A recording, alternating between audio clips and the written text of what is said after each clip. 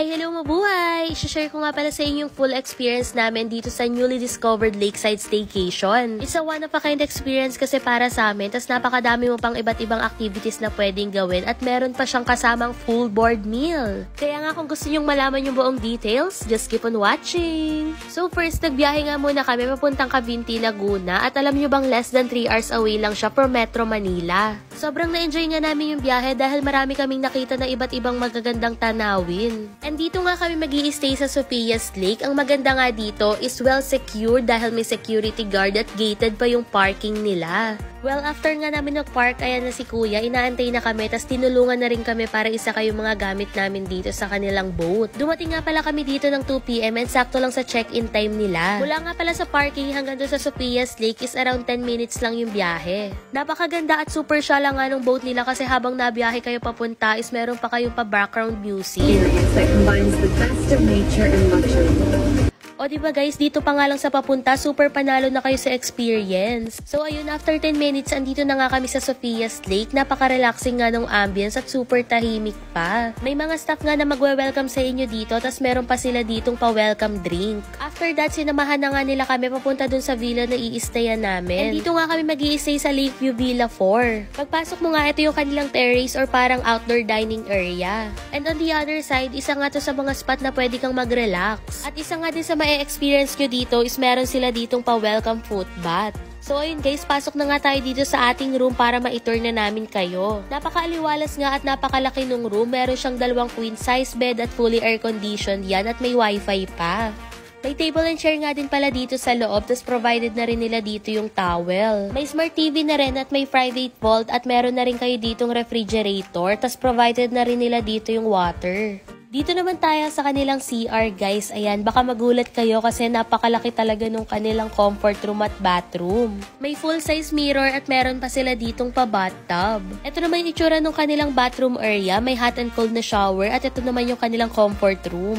May provided na rin sila dito na blower at kompleto na rin yung mga toiletries at meron pang facial towel. At dahil napakadaming activities nga na pwedeng gawin dito, nag-start kami by using this paddle board.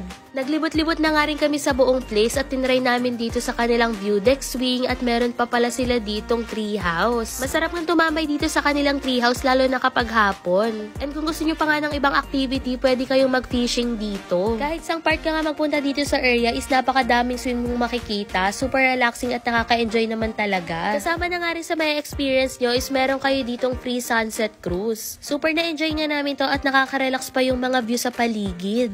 May sariling restaurant na nga din pala sila dito in case na magutom ka. Pero don't worry nga guys kasi kasama na sa full package yung inyong full board meal. Meron na kayo ditong dinner at breakfast at lunch kinabukasan. So after nga namin mag-sunset cruise, pumunta muna kami dito sa Kawayan Spa. May free 1-hour kawa hot bath din kasi kayo na pwede itry dito. Nung una nga medyo natatakot ako kasi hindi ako sanay sa gantong kainit pero nung lumaon naman medyo nag-enjoy na kami ni Taffy. So after nga namin magkawa bath, dumiretso na kami dito sa may restaurant para mag-dinner. Yung mga food nga pala is prepared by Chef AC and siya din yung resort manager dito. Sobrang gutom nga kami sa sobrang dami naming activities na ginawa. Tapos nung natikman namin yung food, hay nako, promise guys, super sarap. And after nga namin kumain, ayan, pwede kayong magpa-set up ng bonfire dito. After no, nag-rest na nga muna kami at kinaumagahan, nag-short dip nga pala muna ako dito sa kanilang bathtub. Habang inaantay ko nga magising yung mga kasama ko, medyo tulala pa ako at nagkape-kape muna dito sa labas. Yung breakfast nga pala guys is dito gagawin sa villa nyo and yes, magluluto si chef sa harap nyo. O diba, super syala nun. Sobrang napaka-kind experience nga. Tapos yung mga food guys, hindi pa basta-basta. Napakadaming choices nyo na pagpipilian. Bukod nga sa personal chef is meron din kayo ditong personal butler. O diba guys, what an experience. So after nga namin mag-breakfast, hindi naman pwedeng hindi namin itatry yung kanilang jet ski guys. May extra fee nga lang yun, pero itong kanilang kayak is free of use lang din yan kasama nung paddle board. Bukod nga dun sa kanilang Lakeview Villa is meron din sila ditong ino-offer na lakeside glamping tent. Good for 2-pack siya and halos same lang yung inclusion niya dun sa na-try namin. And kung madami nga kayo guys, don't worry dahil meron sila ditong room na good for 8 at good for 14 packs. And syempre may kasama na rin siyang full board meal. So guys, kung naghahanap nga kayo ng mga place to unwind or to relax or kung gusto nyo lang mag-staycation talaga, super recommended ko nga tong Sophia's Lake. Kung gusto nyo nga malaman yung buong rates nila at iba pang details, message na lang kayo sa kanilang Facebook page. So ayun guys, hanggang dito na lang. Paalam, bye-bye, babu!